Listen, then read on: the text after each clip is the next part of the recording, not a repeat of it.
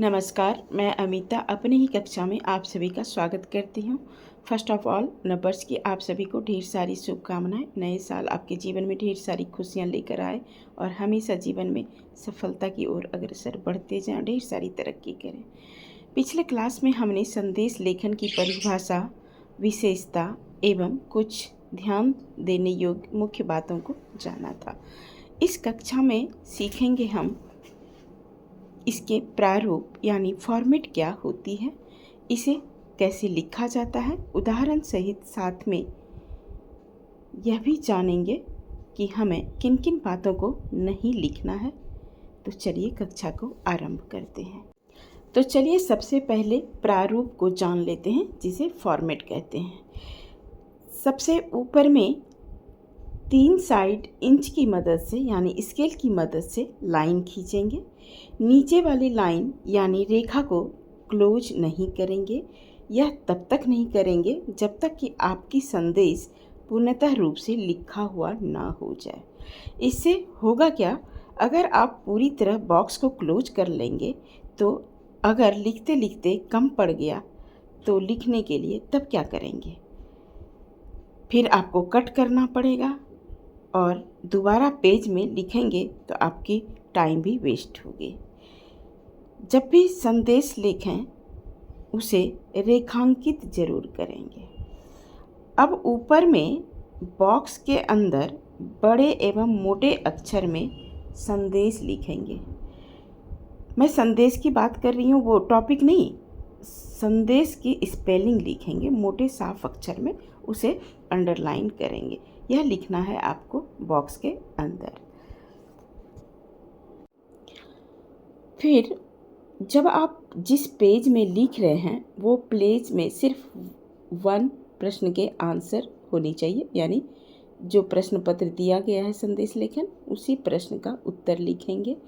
और जब आप लिख रहे हैं तो राइट हैंड आपकी लिखावट की होगी और बाईं लेफ्ट हैंड यानी बायां हाथ जो होगा उस साइड में यानी उस तरफ लिखेंगे दिनांक।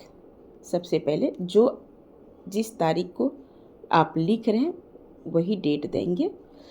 ठीक दिनांक के नीचे समय लिखेंगे, किस समय आप संदेश लिख रहे हैं, टाइम वाइज दीजिएगा। फिर संबोधित व्यक्ति के नाम लिखेंगे। जिस संबोधित व्यक्ति यहाँ कौन, जिनको आप लिख रहे हैं, चाहे प्रिय हो चाहे बड़े को दे रहे हैं तो वो भी आप लिखेंगे, श्रीमती या श्रीमान कुछ भी, ठीक है, जैसे पत्र में हम लिखते हैं। उसके बाद संदेश की मुख्य बातें यानी विषय वस्तु क्या है, जिस टॉपिक पर आपको दिया गया है संदेश लिखने उसी के बारे में लिखेंगे। जब टॉपिक खत्म हो जाए तो ठीक उसके नीचे थोड़ी सी गैप डालकर प्रेषक का नाम यानी जो भेज रहे हैं, यानी जैसे आप लिख रहे हैं तो आप अपना नाम लिखेंगे, सेंडर का नाम वहाँ आप नीचे लिखेंगे। सब बाईं ओर लिखनी है। लाइन बदलनी है, पैराग्राफ नहीं बदलनी है, यहाँ पर ध्यान दीजिएगा। और जब आप संदेश लिख लें तो उसे क्लोज कर दें, नीचे वाली लाइन को। समझ में आ गई होगी। संदेश में जिस टॉपिक से संबंधित लिख रहे हैं कोई कहानी नहीं लिखेंगे, केवल काम की बातें लिखेंगे। काम की बात क्या, जिस टॉपिक से आपको संदेश दिया गया है उसी से सिर्फ मैटर लिखना है कि क्या किस पर्पस से हमें दिया गया है, मेन नोटिस, ठीक है।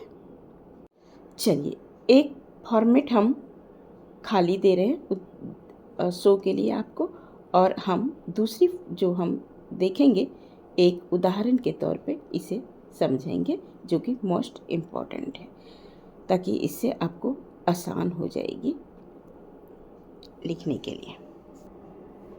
प्रश्न है, आपके चाचा जी ने आपकी मम्मी के लिए ईमेल से कोई संदेश भेजा है। मम्मी घर पर नहीं थी और आपको ट्यूशन पढ़ने जाना है। मम्मी के नाम संदेश लिखिए। ये था हमारा प्रश्न। अब आप उत्तर में कैसे लिखेंगे? मम्मी के नाम संदेश, बॉक्स बनाएंगे, ऊपर में लिखेंगे संदेश की स्पेलिंग अंडरलाइन करेंगे उसे, यानी रेखांकित करेंगे। फिर लिखेंगे आप दिनांक, किस तारीख को आप लिख रहे हैं। फिर समय लिखेंगे, कितने बजे आप लिख रहे हैं। फिर जिसको भेज रहे हैं, सपोज मम्मी जी के का नाम लिखेंगे या मम्मी जी लिखेंगे। अब विषय वस्तु क्या है, आपको टॉपिक दिया जा रहा है, उसके अकॉर्डिंग आप यहाँ पर लिखेंगे। क्या लिखेंगे, मैं ट्यूशन पढ़ने जा रहा हूँ, 6:30 तक आ जाऊँगा। आप घर पर नहीं थी तो चाचा जी का फ़ोन आया था, ईमेल आया था, उन्होंने कुछ ज़रूरी कागजात ईमेल से भेजे हैं, आप जल्दी देख लेना और उनसे फ़ोन पर बात कर लेना। मैंने दूध पी लिया है। बस उसके बाद आपका जो भी नाम होगा, राइट। ये था आपको फॉर्मेट का उदाहरण, ऐसे ही आप लिखेंगे। तो संदेश लेखन के मुख्य तत्व था दिनांक, जिसे इंग्लिश में डेट कहते हैं, समय टाइम, जिसके लिए संदेश है, प्राप्तकर्ता जो कि पाएगा, प्राप्तकर्ता जिसको आप लिख रहे हैं, संदेश की मुख्य बात, क्या, कब और कहाँ। ये वहाँ आपको नहीं मेंशन करना है, क्या, कब, कहाँ। मैं इसलिए ब्रैकेट में दे रही हूँ कि कब क्या घटित हुआ था, कब आपको जाना है और कहाँ हो रहा है ये काम, वो आपको लिखनी है। नंबर लास्ट 5, भेजने वाला यानी सेंडर का नाम। इन 5 के बिना कोई भी संदेश अधूरा माना जाता है। क्लियर है? आगे बढ़ते हैं।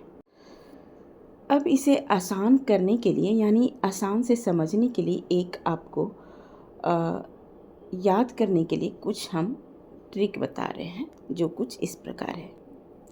एक लाइन में याद रखने हैं आपको, दिनांक प्लस समय प्लस किसके लिए प्लस क्या बात प्लस किसने भेजा है। एक लाइन अगर याद कीजिएगा ना, तो आपको इतनी पढ़ने की ज़रूरत नहीं है। दिनांक हो गया सबसे पहले, नेक्स्ट समय टाइम, किसके लिए, जिसको आप भेज रहे हैं, क्या बात लिखना है यानी जो टॉपिक लिखेंगे, और लास्ट किसने भेजा है। DT +2 plus message plus from. समझ में आ गई है? ये याद कर लीजिएगा तो आप किसी को भी आप लिख सकते हैं। अब आती है बात कि किन किन बातों को हमने गलतियां नहीं करनी है एग्ज़ाम में। एग्ज़ाम टिप, कहानी लिखना, यानी पूरी कहानी आपको नहीं लिखना है। बहुत ज़्यादा शब्द नहीं लिखना है। दिनांक समय छोड़ देना, ये आपको बिल्कुल नहीं छोड़ना है। फॉर्मेट में भी आपको 2 मार्क्स मिल जाएंगे। आपका अपना नाम जिसको लिख रहे हैं, दिनांक और समय अगर आपने लिख दिया तो 2 नंबर आपको मिल जाएंगे। अगर आपको अच्छे और मार्क्स लानी है तो आपको विषय में भी लिखना है, ठीक है। इसलिए छोटा लिखना है, साफ सुथरी होनी चाहिए, काम की बात होनी चाहिए। तो चलिए, आज आपको कुछ होमवर्क दे रहे हैं ताकि इस जो भी होमवर्क का टॉपिक है उस पर अभ्यास कीजिएगा, तो इसे आप आसानी से लिख लेंगे। अगर परीक्षा में संदेश लेखन आया और आपने कहानी लिख दी तो नंबर आपके काटे जाएंगे। आज मैं आपको 5 मिनट में संदेश लेखन सिखा दिया हूँ, जिससे कि आपको 5 नंबर पूरे आ जाएंगे, ठीक है। चलिए, आशा करती हूँ आपको समझ में आ गई होगी। अब आप भी किसी को फ़ोन कॉल या कोई भी नोटिस से जुड़ा संदेश खुद लिख सकेंगे। बिल्कुल साधारण शब्दों में हमने इसे तोड़ के समझाया, यानी तोड़ के मतलब हाथ से नहीं तोड़े हैं, अपने मुंह के शब्द से तोड़े हैं। अगर वीडियो अच्छा लगे तो इसे लाइक करें, एक दूसरे के साथ शेयर करें और चैनल को सब्सक्राइब करना ना भूलें। मिलते हैं नेक्स्ट वीडियो में, तब तक के लिए take care and bye bye.